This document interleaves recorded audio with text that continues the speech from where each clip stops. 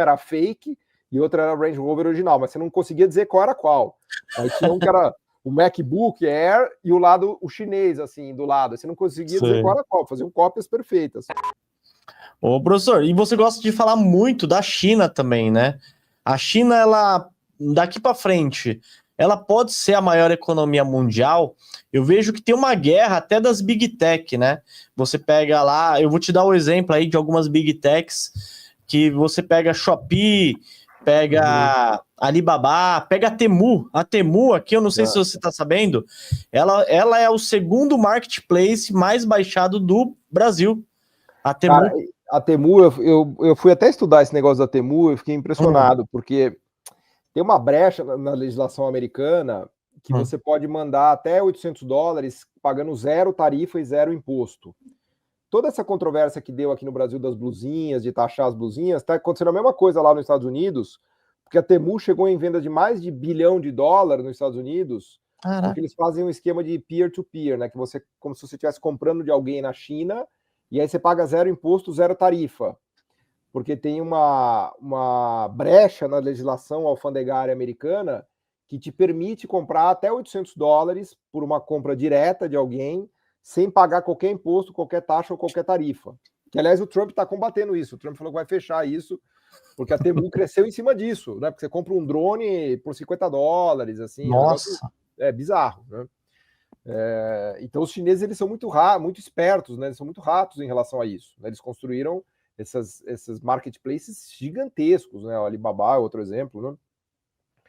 Agora, aliás, toda a história da China foi de se alavancar no mercado consumidor americano, por isso que deixa o Trump meio puto, porque a China, né, se desenvolveu basicamente exportando para os Estados Unidos, né? Durante anos, né, o grosso da produção chinesa foi consumida, absorvida pelos americanos. Hoje, como a China já se desenvolveu mais, por exemplo, basta ver no Brasil, a gente consome celular da Xiaomi, da Huawei, carro da BYD, então a China conseguiu se consolidar em mercados europeus, africanos, América Latina, ela já diversificou os destinos das exportações, mas ela se alavancou muito nos Estados Unidos nos últimos 20 anos. Agora, a China, Luan, já é maior do que os Estados Unidos, é importante dizer isso.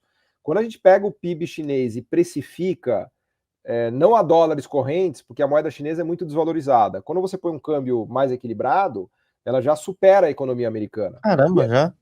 Mas ela supera por um motivo muito simples. Ela tem 1,4 bilhões de pessoas, enquanto que os Estados Unidos tem 300 milhões. Então, assim, se você pegar a quantidade de restaurantes da China, quantidade de padaria, né? Não tem padaria lá, mas a quantidade de bares, né? A quantidade de shoppings, tudo é 3, 4, 5 vezes maior na China. A quantidade de voos domésticos, né? Então ela já é a maior economia do mundo. É que precificada a dólares correntes não aparece porque a moeda chinesa é muito desvalorizada, tá? Mas ela já é a maior economia do mundo. Isso que preocupa os Estados Unidos. Por exemplo, a produção industrial, precificado a dólares correntes, chinesa é 5 trilhões de dólares por ano, a americana é 2,5 trilhões. Então, de indústria, a China já produz o dobro dos Estados Unidos. Tá? Nossa. Agora, isto posto, a China tem vários problemas hoje. Primeiro problema, tem 100 milhões de apartamentos e casas vazios na China.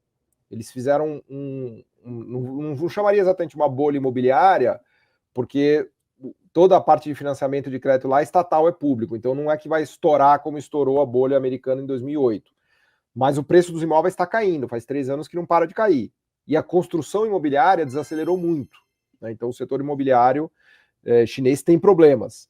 O setor de infraestrutura também tem problemas, porque eles construíram uma infraestrutura de última geração, melhor aeroporto do mundo, trens de alta velocidade de 500 km por hora, ligando o Beijing e Xangai, os portos mais modernos do mundo. Então, toda essa infraestrutura já foi construída, eles não vão replicar isso, né? Até porque já começa a ficar ociosa. Então, ela não consegue mais crescer com construção civil nem com infraestrutura, ela está crescendo só na base da indústria agora, exportando para o mundo todo. Né, carro, aparelho celular, maquinaria de todo tipo. Roupa, né? Roupa, então, nem se fala, eletroeletrônicos e tal.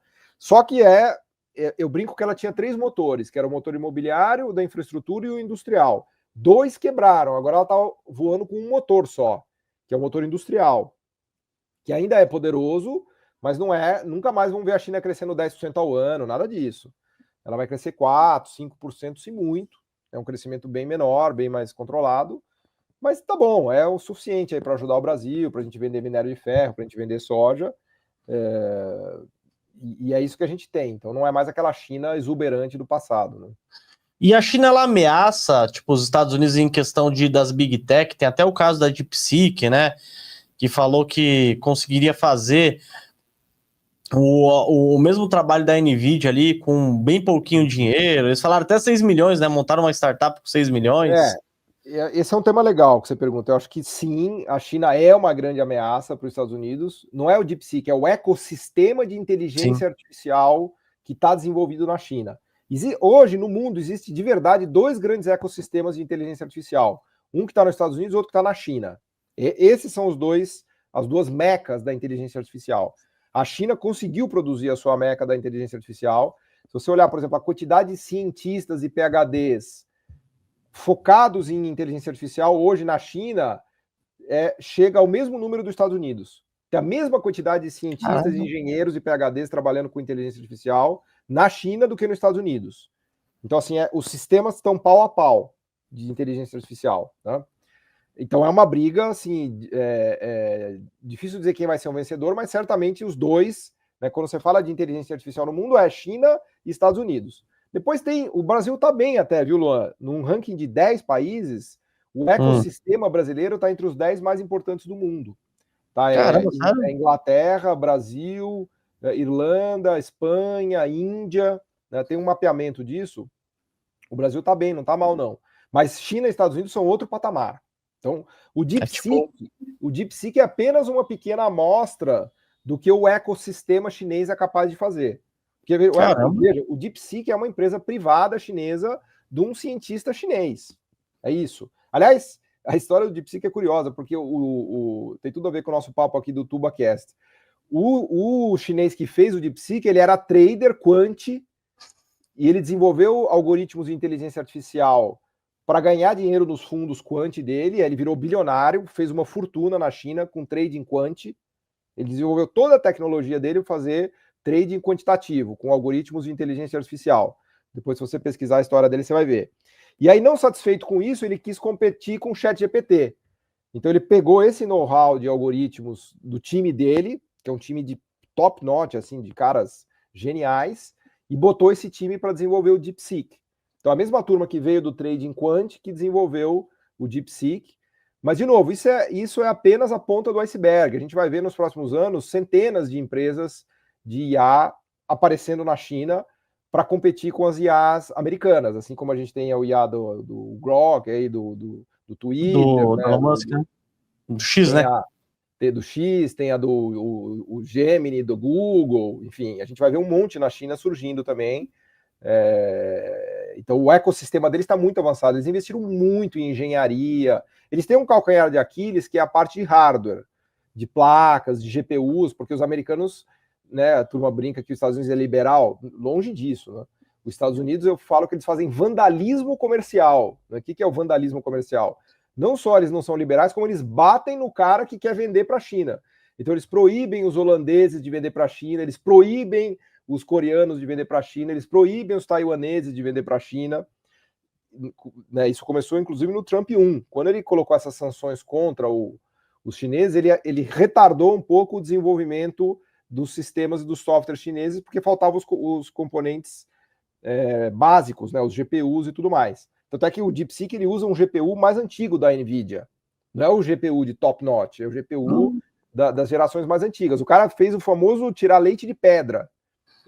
Ele fez o DeepSeek com o GPU, que era aquele... Vou fazer uma piada aqui só para fazer o ponto. Com aquele GPU que a NVIDIA era a placa de vídeo de gamer dos anos 90. Né? Então o cara pegou uma placa de vídeo de gamer dos anos 90 e fez o DeepSeek. Tá? Exagerando o raciocínio, né? Agora, os chineses não são tontos, eles estão desenvolvendo as companhias de hardware deles para fazer semicondutores de 2, 3 nanômetros, que são os pequenininhos, para desenvolver as GPUs. Então, esse lado americano de fazer sanção contra os chineses também é uma faca de dois gumes, porque tá incentivando o surgimento de uma indústria de hardware na China, né? Que já está acontecendo, a gente vai ver isso nos próximos anos. Né? E o legal, né, professor, que a China ela faz uma coisa muito inteligente, né? Ela tem uma mão de obra muito barata e ela acaba exportando tecnologia com grandes big techs mesmo, né? Vou dar até o exemplo, sei lá, às vezes a Apple consegue, tem uma fábrica lá. Eles acabam ali pegando a tecnologia da Apple e criando as outras empresas, né? Então, esses novos celulares aí tem tanta tecnologia por conta dessa importação e acontece em outros setores lá na China? Eles aprendem, né? Na verdade, é um pouco do aprendizagem da cópia, né? Você começa copiando. Eu lembro que tinha umas piadas que eles mostravam, por exemplo, duas Range Rovers, um acidente de Range Rover na China. Uma era fake e outra era Range Rover original, mas você não conseguia dizer qual era qual. Aí tinha um que era o MacBook Air e o chinês, assim, do lado. Você não conseguia dizer qual era qual, faziam cópias perfeitas. Agora, eles avançaram já, eles já passaram da cópia para o aprendizado. Então eles já têm as marcas próprias, né, que inclusive eles estão conseguindo avançar. Você pegar, por exemplo, a Huawei faz smartphones com câmeras de uma qualidade absurda, né? Agora, essa história de copiar, Luan, é normal, viu? Os coreanos copiavam, os taiwaneses, os americanos copiavam dos ingleses, os ingleses copiavam dos holandeses. Quando se estuda o desenvolvimento dos países, é até normal de uma criança. Como é que uma criança aprende? Primeiro ela copia o pai. Depois que ela copiou, aí ela começa a aprender a fazer coisas. Então é normal do estágio do desenvolvimento um país copiar do outro, e aí tem todo o problema ali de direito de propriedade, de fake, né? Na minha época, eu lembro, nos anos 90, o produto coreano era tudo fake. Made in Taiwan era tudo fake. Made in China, há 10 anos atrás, era tudo fake, lembra? Agora não, agora eles já estão conseguindo fazer produtos de qualidade. Você compra um carro da BYD, você compra um smartphone da Xiaomi, são coisas de qualidade. Então, eles aprenderam, né, conforme você bem colocou, foi um prejuízo gigante para os americanos, porque os americanos ensinaram, entre aspas, os chineses, porque eles começaram a transferir as fábricas do Vale do Silício, lá da Apple, eles transferiram toda a parte produtiva do Vale do Silício para a China. Aí o que os chineses fizeram? Copiaram, aprenderam e agora eles fazem o deles para competir. Olha o abacaxi que virou isso daí. Esse é um debate no Vale do Silício gigantesco, que eles chamam do problema da desindustrialização do Vale do Silício, que criou concorrentes na China. Porque agora as empresas americanas têm que concorrer com as empresas chinesas, né? Virou um abacaxi esse negócio, né? Para analisar ações, BDRs, fundos imobiliários, acesse a plataforma do Investidor 10. Inclusive, para você gerenciar a sua carteira, saber quanto de dividendos você vai receber. Inclusive, eu deixei a carteira da minha filha, a Laurinha, ela tem 3 anos e já invisto para ela. Todos os ativos, tá no link aqui embaixo.